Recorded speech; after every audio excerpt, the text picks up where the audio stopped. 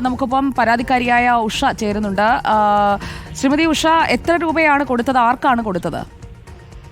പ്രീതി പറയുന്ന അത് വാർഡ് മെമ്പറാണ് അത്ര അല്ലേപ്പള്ളിയില്. ഈ പ്രീതിക്ക് ഉഷ എവിടെ വെച്ചാണ് പണം കൊടുത്തത്? മന്ത്രി ഓഫീസിൽ വെച്ചിട്ടാണ്. അതായത് മന്ത്രി കെ കൃഷ്ണൻകുട്ടിയുടെ ഓഫീസിൽ വെച്ച്? അതെ. തീയതി ഓർമ്മയുണ്ടോ? 19/10/2024. അന്ന് ഈ പ്രീതിക്ക് പൈസ കൊടുക്കുമ്പോൾ അവിടെ കൂടെ ആരൊക്കെ ഉണ്ടായിരുന്നു? അവരിന്റെ കൂടെ എഴുതുന്ന ആൾക്കാരൊക്കെ ഉണ്ടായിരുന്നു. ഈ സീഡ് സൊസൈറ്റിയുടെ ആൾക്കാരാണോ? അത് എനിക്കത് ആരാണെന്ന് അറിഞ്ഞില്ല. ഞങ്ങളുടെ അനുഷ പറയുന്ന മേഡമാണ്. അവര് 1-ാം വാർഡിലെ മെമ്പറാണ്. Anusha 1-ാം ward member. ഞങ്ങൾ അവിടെ പോയിരുന്നത്. അപ്പോൾ മെമ്പർ അവിടെ പോയി, പ്രീതി അവിടെ ഉണ്ടായിരുന്നു. ആ. അപ്പോൾ പ്രീതിയുടെ കയ്യിൽ നേരിട്ട് പണം കൊടുക്കുകയായിരുന്നു? കൊടുത്തു. അതായത് വന്നിട്ട് 30,000 രണ്ടെണ്ണം തനിച്ച് 30,000 ആയിട്ട് 500 റുപ്യന്റെ നോട്ട്. പിന്നെ 5,900 വന്നിട്ട് ഫെഡറൽ ബാങ്കിൽ നിന്ന് രാംകുമാർ പറയുന്ന ചെക്കൻ്റെ അക്കൗണ്ടിൽ നിന്നാണ് അയച്ചു വിട്ടത്. അതെന്തിനായിരുന്നു? അത് ഇത് അടയ്ക്കുമ്പോൾ അത് ചേർത്തി അടച്ചാലേ നിങ്ങൾക്ക് അതിന്റെ ഇതാവുള്ളൂ പറഞ്ഞു. അതെന്തോ ഇൻഷുറൻസിന്റെ എന്താന്ന് പറഞ്ഞത് അവര്. 60,000 രൂപ സ്കൂട്ടറിനും ബാക്കി അല്ലാതെ ഇൻഷുറൻസ് അടക്കമുള്ള കാര്യങ്ങൾക്കായി 5,900. അപ്പോൾ 65,900 കൊടുത്തു. ഇതിപ്പോൾ കൊടുത്തതിന് ശേഷം ഈ തട്ടിപ്പാണ് എന്നൊക്കെ കേട്ടപ്പോൾ ഈ പണം തിരിച്ചു ചോദിച്ചിരുന്നോ പ്രീതിയോട്? ഞാൻ വിളിച്ചു ചോദിച്ചിരുന്നു. ഇപ്പൊ എനിക്കിതിന് ന്യൂസ് ഒന്നും ഞങ്ങൾ ശരിക്കും നോക്കില്ല. ഞങ്ങൾ കൂലിപ്പണിക്ക് പോകുന്ന ആൾക്കാരാണ്. അപ്പൊ അതുകൊണ്ട് ഞങ്ങൾ പിന്നെ ആൾക്കാരൊക്കെ പറഞ്ഞത് കൊണ്ട് ഞങ്ങളെ വിളിച്ച് ചോദിച്ചപ്പോ അവര് പൈസ എവിടെയും പോയില്ല, അതൊക്കെ വെറും ഇതാണ്, നിങ്ങൊന്നും പേടിക്കണ്ട, അങ്ങനെ സ്കൂട്ടി കിട്ടിയില്ലെങ്കിലും പൈസ വാങ്ങിച്ചു തരാന്നാ പറഞ്ഞത്. ഈ മന്ത്രിയുടെ PA അവിടെ ഉണ്ടായിരുന്നോ? മന്ത്രിയുടെ PA ആരാണെന്ന് ഞങ്ങൾക്ക് അറിയില്ല. എന്തായാലും മന്ത്രിയുടെ ഓഫീസിൽ പോയാണ് കൊടുത്തത്. അവിടെ തന്നെ വെച്ച് എഴുതാൻ പറഞ്ഞു. മന്ത്രി ഫ്രണ്ട് ഓഫീസില് ബാക്കില് വലിയ മീറ്റിംഗ് ഹാളിൽ വെച്ചിട്ടാണ്. അവര് നിറയെ ആൾക്കാരുണ്ടായിരുന്നു. ഞാൻ മാത്രമല്ല, നിറയെ ആൾക്കാരുണ്ടായിരുന്നു. എന്താണ്, നിങ്ങൾ എത്ര പേർ അന്ന് പൈസ കൊടുത്തിട്ടുണ്ടാവും? ഉഷയ്ക്ക് മുന്നിലും പിന്നിലുമൊക്കെ ആളുകൾ വരി നിന്ന് കൊടുത്തിട്ടുണ്ടാവില്ലേ? അതൊക്കെ നിറയെ ആൾക്കാരുണ്ടായിരുന്നു. വരുന്നവര് അങ്ങനെ ബില്ലെഴുതി അവര് വാങ്ങിച്ചതാണ്. അങ്ങനെ ഈ 60,000 വീതം ബില്ലെഴുതി വാങ്ങിച്ചുകൊണ്ടേയിരുന്നു. ആ ബില്ലൊക്കെ കയ്യിലുണ്ടോ? അന്ന് അവര് തിരിച്ചു തന്ന രസീതൊക്കെ? ഉണ്ട്. അതില് എന്താണ് എഴുതിയിരിക്കുന്നത്? എന്ന് തരും സ്കൂട്ടർ എന്ന് എഴുതിയിട്ടുണ്ടോ? അത് എഴുതിയത് എനിക്ക് ഇംഗ്ലീഷിലായിരുന്നു ഒരു ഇത്. അത് എനിക്ക് അറിയില്ല. അതിന്റെ ബാണ്ടൊക്കെ ഞങ്ങളുടെ കയ്യിൽ തന്നിട്ടുണ്ട്. ഒന്ന് സ്റ്റാമ്പ് വെച്ചിട്ട് കൈ ഒപ്പിട്ട് തന്നിട്ടുണ്ട്. അതൊന്ന് അയച്ചു തരണേ. കാരണം മന്ത്രി ഇങ്ങനെയൊന്നും ഇല്ല എന്നൊക്കെ പറയുന്നുണ്ട്. അതുകൊണ്ടാണ് നമുക്ക് അതുകൂടി ഈ കേസിന് ഉപയോഗപ്പെടും. അപ്പോൾ നിങ്ങളുടെ പണം തിരിച്ചു കിട്ടാനും തന്ന ബില്ലൊക്കെ സൂക്ഷിച്ചു വെക്കണം കേട്ടോ. സൂക്ഷിച്ചിട്ടുണ്ട്. എടുത്തു വെച്ചിട്ടുണ്ട്. ഇന്ന് പണിക്ക് പോയില്ലേ? അതാ പണിക്ക് വന്നിരിക്കുകയാണ്. ഓക്കെ. അപ്പോൾ കൂടെ ഉണ്ടായിരുന്ന കൂട്ടുകാരൊക്കെ ഇതുപോലെ പൈസ കൊടുത്തിട്ടുണ്ടോ? കൂടെ പറഞ്ഞാൽ എനിക്ക് അറിഞ്ഞ വേറൊരു നന്ദിയോട്ടിലെ ഒരു കുട്ടി, 2-3 കുട്ടികളെ മാത്രമേ അറിയുള്ളൂ. അത് നന്ദിയോട് പറഞ്ഞാൽ ഞങ്ങൾ ഈ സ്റ്റാമ്പ് പേപ്പർ വാങ്ങാൻ പോയപ്പോൾ അവരിന് പരിചയപ്പെട്ട് അങ്ങനെ നമ്പർ വാങ്ങിയപ്പോഴാണ് അവരിന് പരിചയമായത്. പിന്നെ വേറൊരു കുട്ടി ഞങ്ങളുടെ തൊട്ട വീട്ടിലെത്ര അപ്പുറത്തെ ഒരു കുട്ടി വാളറയിൽ പറയും, അത് ഗോമതി പറയും. ആ കുട്ടിയുണ്ട്. ഗോമതിയും ഇതുപോലെ 60,000 കൊടുത്തു അല്ലേ?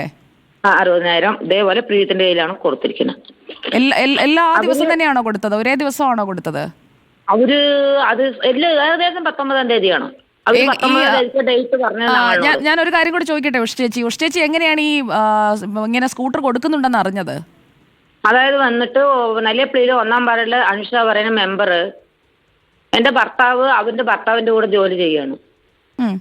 അവര് അങ്ങനെ പറഞ്ഞിട്ടാണ് ഞങ്ങളുടെ ആള് വന്ന് പറഞ്ഞപ്പോ ഞങ്ങൾ വേണ്ട പറഞ്ഞു. ഇല്ല, അത് കിട്ടും, ഗവൺമെന്റ് അല്ലേ, ഇതിങ്ങനെ കിട്ടുമ്പോ നമുക്ക് എന്തിനു വേണ്ട പറഞ്ഞിട്ടാണ് ഞങ്ങൾ എഴുതി ചേർത്തത്. അങ്ങനെ പോയതാണ്. അവര് പറഞ്ഞിട്ടാണ് ഞങ്ങൾ പോയത്. സർക്കാരിന്റെ പദ്ധതിയാണ് എന്ന് പറഞ്ഞത് കൊണ്ടാണ് ഒരു വിശ്വാസം തോന്നിയതല്ലേ? വിശ്വാസം പറഞ്ഞിട്ട് പിന്നെ ഞങ്ങൾ അവിടെ ഓഫീസിൽ വെച്ച് എഴുതിയപ്പോ ഞങ്ങൾ ഒരുപാട് വിശ്വസിച്ചു പോയി. അതായത് വന്നിപ്പോ ഞാനൊരു പേപ്പറും കൊണ്ടുപോയി ഒരു ഓഫീസിൽ എഴുതുകയാണ് പറഞ്ഞാൽ എന്തിനാണ് അതിലെന്ന് ആൾക്കാരൊക്കെ വെക്കുമല്ലോ. അവര് 2-3 ലേഡീസ്മാരുണ്ടായിരുന്നു എഴുതുന്നവര്.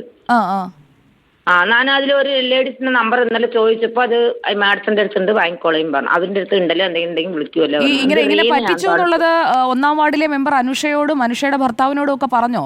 ഉഷ ചേച്ചിയുടെ ഭർത്താവ് പോയി ചോദിച്ചപ്പോ പേടിക്കേണ്ട ചേച്ചി, പൈസയൊക്കെ കിട്ടും, എന്നാ ഞങ്ങളും ഇതിൽ പെട്ടിട്ടുണ്ട് എന്നാ പറഞ്ഞവര്. അവരും കാശ് കൊടുത്തോ?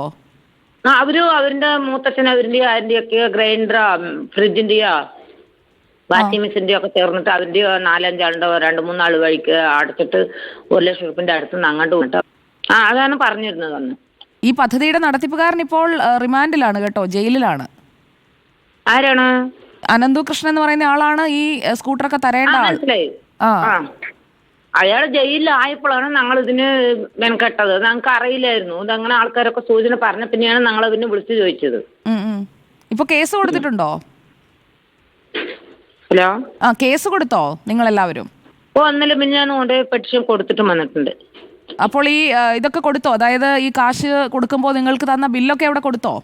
ബില്ലൊക്കെ ജെറാക്സ് എടുത്ത് കൊടുത്തിട്ടുണ്ട്. ഓക്കെ, അപ്പോൾ ഇതിൽ അന്വേഷണം നടക്കുന്നുണ്ട്. നമുക്ക് പൈസ തിരിച്ചു കിട്ടുമെന്ന് പ്രതീക്ഷിക്കാം കേട്ടോ. ഞങ്ങൾക്ക് ഒന്നും ആരും ഇത് പാർട്ടി ബന്ധമോ അതൊന്നും അല്ല. ഞങ്ങൾ ഈ ജനങ്ങളുടെ മുഴുവനും പൈസയും ഞങ്ങൾക്ക് കിട്ടിയാൽ മാത്രം മതി. എല്ലാം പാവപ്പെട്ടവരുടെയാണ്. അതെ അതെ അതെ, എല്ലാം പാവങ്ങളുടെയാണ്. അങ്ങനെ തെരഞ്ഞു പിടിച്ച്, അതെ, സർക്കാരിന്റെ പദ്ധതിയാണെന്നൊക്കെ പറഞ്ഞു കഴിഞ്ഞാൽ പെട്ടെന്ന് വിശ്വസിക്കുമല്ലോ എന്ന് കരുതി അങ്ങനെ പറഞ്ഞു പറ്റിച്ചതായിരിക്കും. അതായത് വന്നിട്ട് മാഡം ഇനി ഒരു കാര്യം കൂടി സൂചിപ്പിക്കുക. അതായത് വന്നിട്ട് ഓരോ പഞ്ചായത്തിലും ഓരോ അവിടുത്തെ ആൾക്കാർ ബ്ലോക്കിൽ മെമ്പർമാരുടെ പേരൊക്കെ അതിൽ വന്നിട്ട് എനിക്ക് അയച്ചു തന്നിട്ടുണ്ടായിരുന്നു. അതായത് വന്നിട്ട് ഞങ്ങളുടെ വാർഡിൽ വന്നിട്ട് സാന്ത്വനി മണിക്കുമാർ പറഞ്ഞ പേരുണ്ടായിരുന്നു. പിന്നെ നല്ലേപ്പള്ളി വാർഡിൽ എന്താവാണ് അനുഷ. ഇങ്ങനെ ഓരോ വാർഡുകളിലും ഓരോരുത്തരുടെ പേര് ആള് ചേർത്താൻ വേണ്ടിയിട്ടുള്ള പേര് അവർക്ക് ഫോം കൊടുത്തിട്ടുണ്ട്. അതായത് വന്നിട്ട് ഞങ്ങളിപ്പോ 320 രൂപ കൊടുത്ത് ചേർത്താൻ പറഞ്ഞുള്ള ഫോം അടക്കം അവന്റെ കയ്യിലുണ്ടായിരുന്നു. അതായത് പഞ്ചായത്ത് മെമ്പർ നേരിട്ട് വന്ന് ചേർക്കുകയാണ്. പഞ്ചായത്ത് മെമ്പർ അല്ല, അത് ബ്ലോക്കിൽ നിന്നാണ് ഞങ്ങൾക്ക് വിളിച്ചത്. ഞങ്ങളുടെ മെമ്പറിന് പറഞ്ഞ ബ്ലോക്ക് മെമ്പറായിരുന്നു നേരത്തെ സാന്ത്വനി മണിക്കുമാർ. അന്ന് അവരൊന്നും ഇവിടെ ചേർത്തിയിട്ടില്ല. അവരൊന്നും ഇവിടെ ചേർത്തിയിട്ടില്ല. എന്നാ ഇവിടെ ചേർത്തിയത് അവരാണ്. ഞങ്ങൾ പണിക്ക് പോയ മൂല്യം കൊണ്ട് അങ്ങനെ പോയി ചേർന്നതാണ്. മനസ്സിലായി. അപ്പോൾ എന്തായാലും ഈ പരാതിയിൽ അന്വേഷണം നടക്കുന്നുണ്ട്. ഈ പരാതികളൊക്കെ പരിശോധിക്കുമെന്നാണ് പറഞ്ഞത്. മന്ത്രി ഇത് അറിഞ്ഞില്ല എന്ന് പറയുന്നു. പക്ഷേ മന്ത്രിയുടെ ഓഫീസിൽ പോയാണ് നിങ്ങൾ ഈ പണം കൊടുത്തതെന്നുള്ളത് ഉറപ്പാണല്ലോ അല്ലേ? ഉറപ്പാണ്. അന്ന് മന്ത്രിന്റെ ഓഫീസിൽ പൈസ കൊടുത്തു വരുമ്പോ മന്ത്രി അവിടെ ഉണ്ട്. മന്ത്രി കെ കൃഷ്ണൻകുട്ടിയെ കണ്ടു ചേച്ചി? ഞാനും കണ്ടിട്ടാണ് വന്നത്. ഓക്കെ. അപ്പോൾ ഈ കാര്യത്തിൽ മന്ത്രി ഒന്ന് ഇടപെടാൻ കൂടി പറയണം കേട്ടോ. കാരണം മന്ത്രി ഇങ്ങനെയൊന്നും തട്ടിപ്പൊന്നും നടന്നിട്ടില്ലെന്നാണ് പറയുന്നത്. അച്ഛനോട് അതന്നെ പറഞ്ഞത്. അച്ഛൻ ഞങ്ങൾക്ക് വന്നിട്ട് നിങ്ങളുടെ പരാതിയോ ഇനിയൊരാളിന് പരാതിയോ അല്ല. നിങ്ങൾ ഇടപെട്ട് പൈസ വാങ്ങി തന്നാൽ മതി.